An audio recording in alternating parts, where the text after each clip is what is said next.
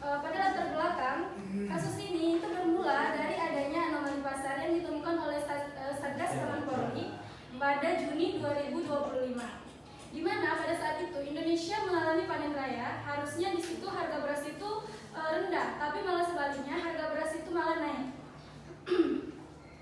Jadi hasil inspeksi dan uji laboratorium yang dilakukan terhadap 268 sampel di 10 provinsi menunjukkan bahwa 85,56% beras berlabel premium itu tidak memenuhi standar mutu. Praktik yang terjadi adalah pencampuran beras dengan kualitas standar atau medium yang dicampurkan dengan sedikit beras premium, lalu dijual dengan label premium untuk keuntungan yang lebih tinggi, di mana kerugian konsumen di sini mencapai 9,9 triliun. Next. Baik, selanjutnya pada kasus ini dapat dilihat dari fruit angle-nya. Yang pertama ada tekanan. Nah, pada kasus ini tekanannya itu yang pertama motif ekonomi. Dapat dilihat dalam kasus ini bahwasanya motif ekonomi itu memiliki keuntungan yang sangat tinggi, sehingga tekanan ekonomi tersebut mereka dapat melakukan hal tersebut. Yang kedua itu ada peluang. Nah, di mana dikarenakannya lemahnya pengawasan terhadap beras oplosan tersebut atau distribusi beras itu sangat lemah. Nah, di sini para pelaku memanfaatkan kesempatan tersebut untuk melakukan hal-hal seperti yang telah terjadi. Nah, yang terakhir ada rasionalisasi. Nah, rasionalisasi pada kasus ini itu para pelaku menganggap bahwasanya hal itu biasa ataupun menganggap hal itu seperti para konsumen tidak terlalu mendapatkan kerugian dikarenakan masih bisa mengkonsumsi beras.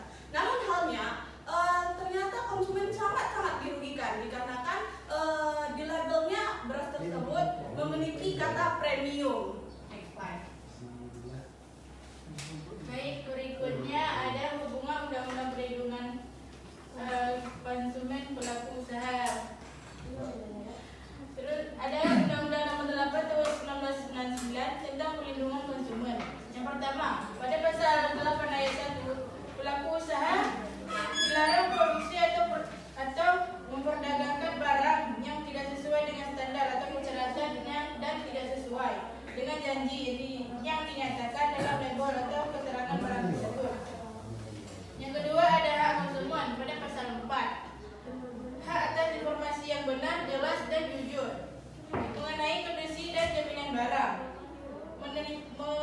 Manipulasi kualitas beras premium menjadi medium adalah pelanggaran terhadap hak informasi.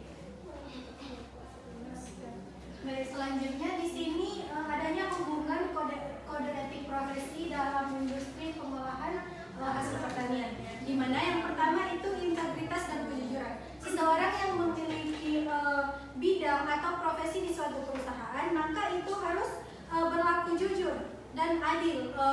Jika suatu barang diperjualbelikan, maka dalam kemasan tersebut harus tertulis representasi jujur, baik itu label maupun kandungan yang ada di dalam label tersebut harus sesuai dengan isi dari produk tersebut.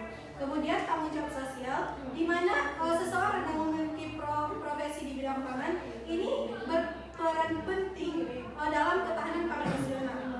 Dengan mereka mengekspor beras, maka di situ dapat membutuhkan keuntungan pribadi. Di sini mereka berarti tidak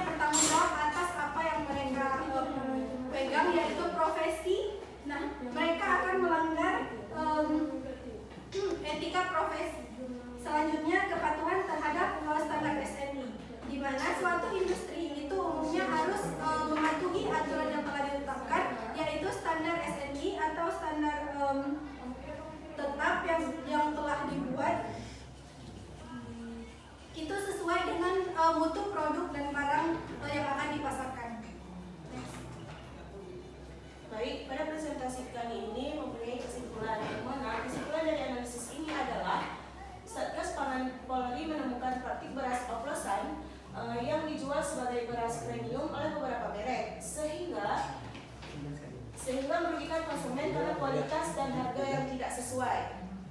Dari hasil penyelidikan ditemukan 5 merek yang terbukti melanggar, disertai penyitaan ratusan ton